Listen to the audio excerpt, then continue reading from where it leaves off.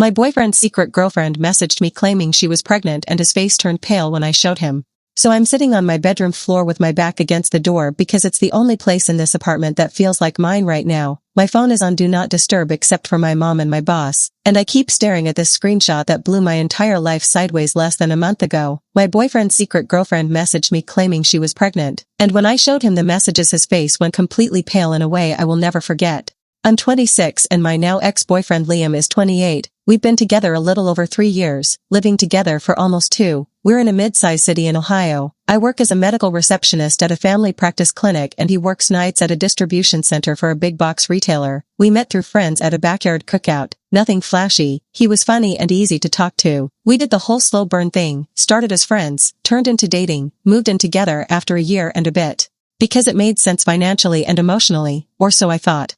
Our schedules have always been opposite. I'm 9 to 5. He's usually 4 p.m. to around 1 or 2 a.m., sometimes later if there's inventory. I'd get home. We'd overlap for an hour or two, then he'd leave. I'd go to bed alone most nights. He'd come in once I was asleep. On weekends he slept in late, said his body clock was messed up. I didn't love it but I got used to it. We made it work with Sunday brunches and weekday lunches on my days off. His phone was always around, face down a lot, but he'd hand it to me if I needed to check something. I knew his passcode. There weren't obvious red flags like constant disappearing acts or lipstick on shirts. About 5 weeks ago I was on my lunch break at work when I got a DM on Instagram from a username I didn't recognize. Her name in the profile was Kayla, with a couple of baby pictures and selfies, no mutuals. The message preview just said, "Hey, I think we need to talk about Liam." My stomach dropped before I even opened it. I've seen enough Reddit to know that sentence is never followed by "he's planning you a surprise party." I clicked it and there were 3 long paragraphs. She said she'd been seeing Liam for almost a year, that she'd been trying to break things off but found out 3 days earlier that she was 8 weeks pregnant, that when she told him he freaked out and confessed he had someone serious he lived with, meaning me. She said he told her I was just a roommate he used to date, but she didn't believe him and went digging, found my profile tagged in some of his older pictures, put 2 and 2 together. She said she wasn't trying to blow up my life, but she thought I deserved to know what was going on. She attached a screenshot of their text thread where he was saying, "This is the worst timing. I have a whole other life. I can't do this right now." And she replied, "You should have thought of that before getting me pregnant." The room spun for a second. I locked myself in the single-stall bathroom and reread it 5 times. Part of me thought it had to be a scam. People fake pregnancies to get money or attention. I know that. We get pamphlets at work about paternity scams and stuff like that. I asked her for more context. What did she mean almost a year? How did they meet? She replied within minutes, said they'd met on Bumble, that he told her he worked nights and lived with roommates to save money. She sent a photo of them together at a bar I recognized from downtown, his arm around her, same hoodie he keeps on the back of our dining chair. There was a timestamp from 4 months ago. I asked her what days they usually saw each other, bracing myself. She said mostly Saturday nights after his shift and sometimes Tuesday evenings before work. My brain started connecting dots I'd filed away under annoying but normal. The Saturdays he said he was grabbing drinks with coworkers and came home smelling like beer and someone else's perfume. The Tuesdays he swore he had mandatory overtime and left 2 hours earlier than usual. The nights his location on Snap was turned off for battery, which I'd never questioned because God forbid I be the controlling girlfriend. I took screenshots of all of it, every message, the photo, the text thread she'd sent. I sat through the rest of my shift in a daze, answering phones and checking in patients on autopilot. My coworkers probably thought I was just tired. When I got home Liam was still asleep. He'd gotten in around 3 a.m. I could see him breathing under the comforter, completely oblivious. I wanted to shake him awake and shove the phone in his face right then. Instead I paced the living room for an hour, then at about 4 p.m. when he finally dragged himself out of bed and stumbled into the kitchen, I told him we needed to talk. He rubbed his eyes, asked if everything was okay at work, grabbed a yogurt from the fridge, totally casual. I said, "Who is Kayla?" His hand froze on the spoon. He looked at me very slowly and said, "What?" I held up my phone with the open DM. His eyes flicked to the screen and went so wide I thought they'd pop. All the color drained from his face in real time. I will never forget that. He swayed a little and had to lean on the counter, which told me everything before he even opened his mouth.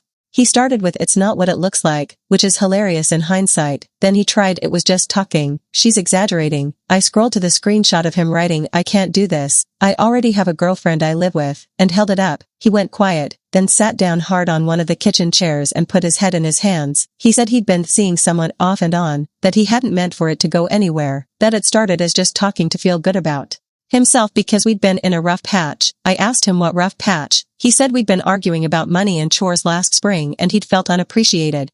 I asked how long it had been going on. He said maybe 6 months. Kayla had said almost a year. I pulled up the time-stamped picture again, dated 10 months ago. He corrected himself, said okay maybe closer to a year but it wasn't serious. I laughed in that way where you're half crying. Told him people you aren't serious with don't usually tell you they're pregnant. He said he didn't even know if it was his, that she gets around. A phrase that made me see red. I said if she was so unreliable why had he been raw-dogging her? He had no answer for that, just kept saying he'd been stupid. I asked him point blank if the pregnancy was real or if he thought it might be some kind of scam. He said she'd sent him a picture of a positive test and an appointment confirmation at a clinic, something like 8 weeks based on what she told him, which matched what she'd told me. I asked him what his plan was. He said he didn't know, that he'd been freaking out for 3 days trying to figure out how to tell me, that he'd thought about breaking up with me to spare me, like dumping me out of the blue would have hurt less than this. I told him to pack a bag and get out. He begged me to talk about it, said we'd been good together for 3 years, that he loved me, that this didn't have to be the end. I told him loving me and lying to me for a year were clearly not mutually exclusive in his world. I was shaking so hard I dropped my phone. He picked it up, tried to hand it back, touching my fingers like that would fix anything. I pulled away and told him again to leave. He said he didn't have anywhere to go. I said that wasn't my problem anymore.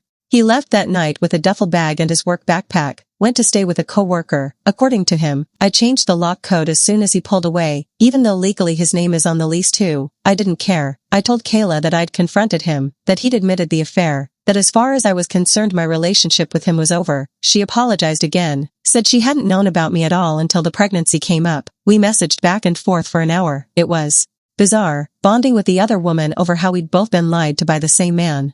She sent me more of their messages, once where he'd called me annoying and clingy, said I acted like his mom when I asked about his schedule. He told her he felt trapped by living together, that he was saving up to leave but wanted to make sure she was serious about him first. Reading that hurt in this new way, like he'd been rehearsing breaking up with me in another relationship while still coming home and letting me cook him dinner and fold his laundry. The next few days were a fog. I told my boss I had a family emergency and took 2 days off. I didn't have the vocabulary to explain my boyfriend might have gotten another woman pregnant and I need to lie in a dark room for a while. My mom came over and sat with me on the couch while I cried and ranted and reread the messages. She wanted to drive to his work and yell at him in the parking lot. My dad offered to help me move out if I wanted. My best friend brought ice cream and wine, the usual heartbreak starter kit. In the middle of that, Liam kept texting, long paragraphs alternating between apologies and self-pity. He said Kayla was using the pregnancy to trap him, that she'd refused to even consider an abortion, that she was already talking about him moving in with her. He sent me screenshots of her saying she didn't want to be a single mom and that if he bailed she'd tell everyone what he'd done, as if that was some unfair threat and not just the truth. He kept saying he didn't sign up for this, which made me laugh bitterly every time. No one signs up for an accidental pregnancy on paper. That's what condoms are for. I told him I wasn't his confidant anymore, that he could talk to a therapist or his mom or the wall for all I cared. He asked if we could at least wait on breaking the lease, said the timing was bad, that he couldn't afford a place on his own right now. I reminded him I hadn't budgeted for boyfriend moves out because he got someone else pregnant either, but I'd figure it out because I had to. I told him I'd talk to the landlord about options and let him know, not because I care about his comfort but because I need my name off anything tied to him. I found out through Kayla about a week later that he'd gone with her to the clinic for a follow-up. They confirmed the pregnancy, roughly 10 weeks at that point. She said he'd sat in the waiting room looking like he wanted to crawl out of his own skin. Afterwards in the parking lot he told her he was still sorting things out with me and needed time to adjust. She told him point blank that if he was going to be in this baby's life he needed to be all in, not half here half there. He apparently didn't respond well to that. 3 weeks after the initial message, there was a blow-up between them. She called me crying, said she'd found out he was still trying to convince me to work things out while simultaneously telling her he'd move in once the dust settled. She confronted him. He called her crazy and said she was blowing it out of proportion. She threatened to file for child support the second the baby was born and to put his name on the birth certificate whether he liked it or not. He told her that if she trapped him with court, he'd quit his job and work under the table. Real winner. Last week she texted me again, this time with a photo of her ultrasound printout with his name listed as accompanying partner in the appointment notes. She said he'd stopped answering her texts for 3 days after a fight, then showed up at her place begging for another chance, crying, saying he was overwhelmed, promising he'd be there no matter what. She said she didn't know what to believe anymore, that she felt like she was watching him slip through her fingers and she didn't know if that was a blessing or a curse. I realized somewhere in there that I wasn't just grieving my relationship, I was watching a very real train wreck form around an actual baby that didn't ask to be dragged into this, and no matter how much I hate him right now, I don't have it in me to actively cheer for him to be a deadbeat to another human. I wish I could say I handled all of this with grace and maturity. I didn't. I drank too much cheap wine one night and left him a voicemail calling him a coward and a liar and saying I hoped every diaper blowout reminded him of the day he destroyed 3 people's lives at once. He never brought that up, just sent another round of I'm sorry, I hate myself, which I deleted without responding. As of this moment, he's still on the lease until it ends in 5 months, but he's not living here. He's couch hopping between a coworker and his cousin. I've started boxing up his remaining stuff and stacking it near the door. I told him he has until the end of the month to get it out or I'm dropping it at his mom's house. My plan is to move into a cheaper place with a roommate when the lease is up. My parents have offered to let me move back home for a while to save, which I might actually take them up on because the idea of sharing a space with a stranger makes me want to crawl out of my skin right now. I don't have a satisfying conclusion for you, just this mess. Kayla is pregnant, Liam is a disaster, I'm single and tired, there is no neatly wrapped moral here, just a pile of choices that can't be unmade. Update, 5 months later. So a lot has happened since the night I typed that original post on my bedroom floor, and somehow at the same time nothing has resolved in any kind of clean way. If you're looking for a happy ending you can probably back out now, because this whole thing just keeps finding new ways to be ugly. First, yes, the baby is real. Kayla had a little boy 3 weeks ago, full term, healthy as far as I've heard, 6 pounds something. She sent me a photo the day after he was born, him in one of those standard ugly hospital hats, tiny fist up near his face. I stared at that picture for way too long, trying to reconcile the fact that this tiny human exists because the man I loved couldn't keep it in his pants and then couldn't grow a spine when it counted. Liam is on the birth certificate. There was apparently some drama around that. He didn't want to sign initially, said he wanted a paternity test first. Kayla told him if he refused she'd put him down anyway and the court could sort it out. She ended up getting a non-invasive DNA test while she was still pregnant. One of those ones that cost a few $100s and take about a week for results. She covered half. He covered half after she threatened to take him to small claims. Test came back 99% no surprise. He still dragged his feet about signing until her sister and his mom tag-teamed him in the hospital hallway. That's what she told me. Yes, his mom knows now. Everyone knows. Kayla messaged her on Facebook when she was about 6 months along because Liam kept stalling on telling his family. His mom called me, voice shaking, and asked me if it was true. I said yes, that I was no longer with him, that I had no stake in whether she forgave him or not but I wasn't going to lie for him. She cried, apologized to me for how she'd gushed about grand babies someday at Thanksgiving, said she'd had no idea, that he'd told her we'd just grown apart and were taking a break, which is one way to describe getting your side chick pregnant.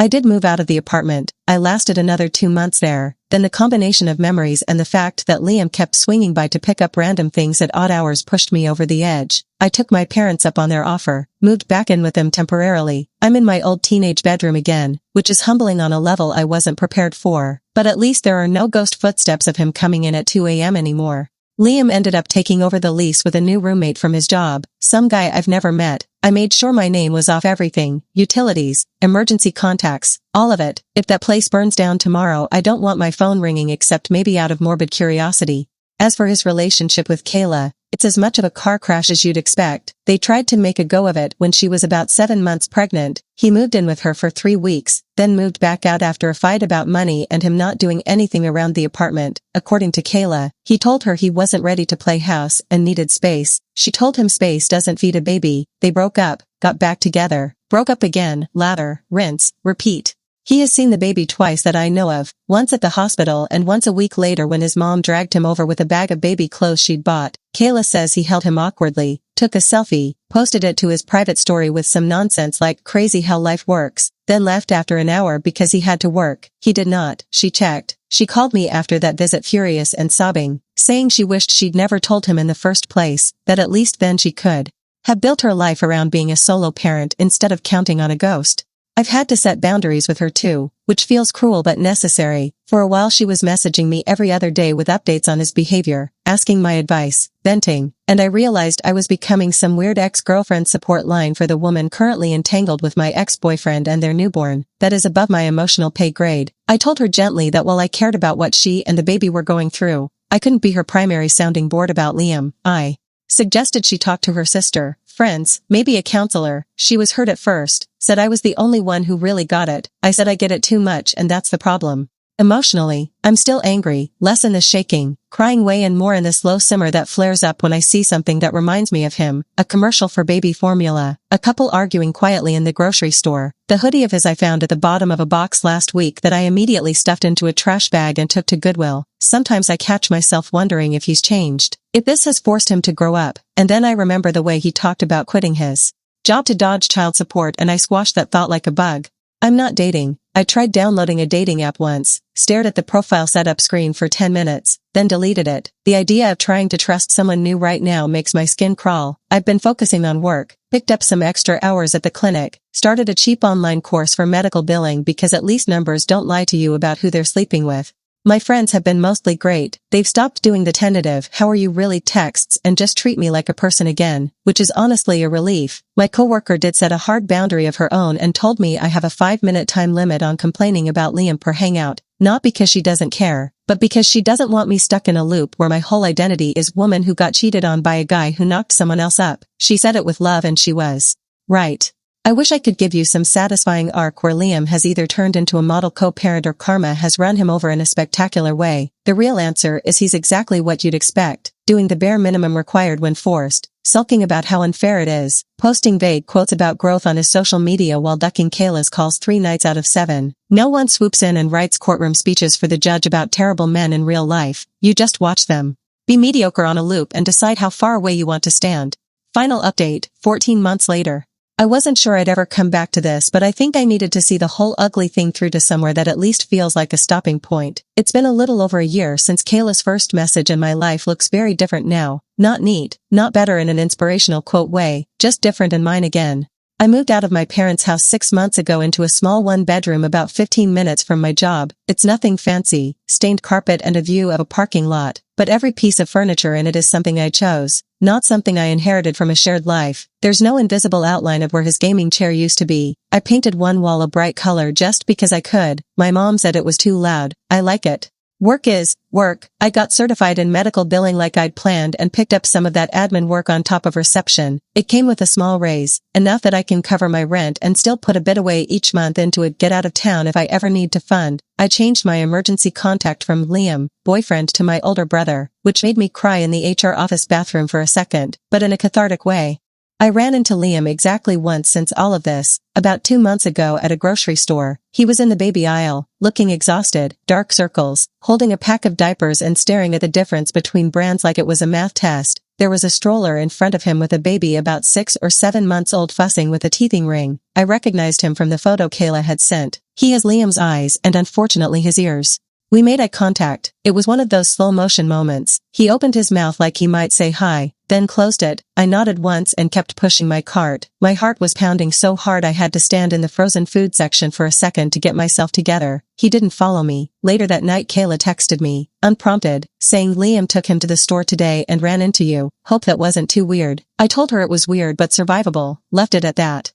From what I pieced together through occasional updates from Kayla and mutual acquaintances, he's on a court-ordered child support plan now. There was a hearing when the baby was about 6 months old because he kept forgetting to send money. Now it comes straight out of his paycheck. He gets his son every other Saturday for the day, not overnight yet. There's a schedule taped to her fridge with his name on it and everything. Kayla says he's better than he was at first. He shows up when he's supposed to most of the time. He can change a diaper without panicking now. He's still flaky, still complains about money, still thinks he's some kind of tragic figure in all of this, but the kid knows his face. That's something.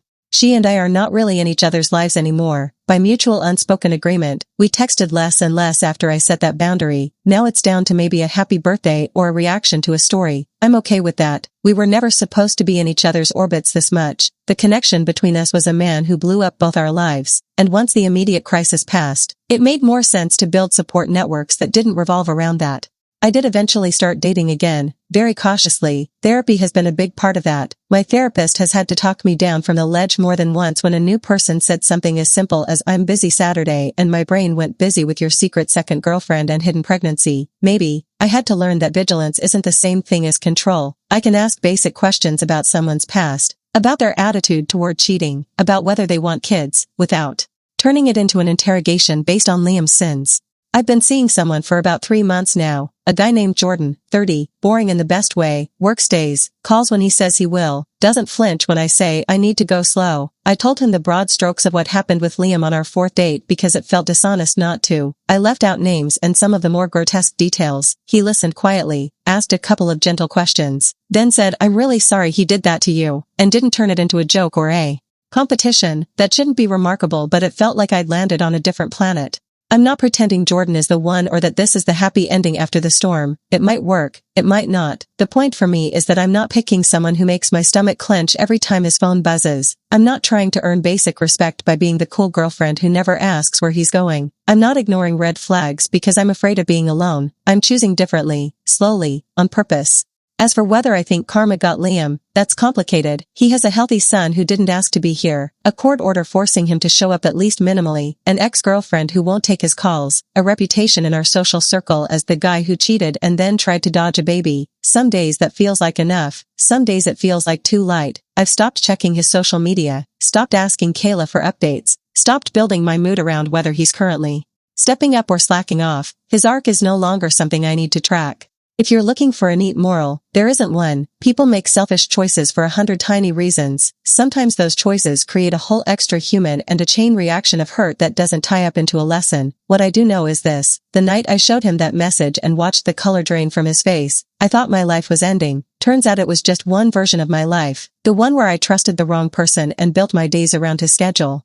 This new version is lonelier sometimes, quieter, messier, involves more evenings eating pasta over my sink because I'm too tired to sit at my own table. But it's honest. No secret girlfriends and other zip codes. No surprise babies I didn't sign up for. If there's one thing I take from all of this, it's that I would rather sit alone in my too bright living room than share a couch with someone whose phone lighting up can turn my whole world upside down in a single screenshot.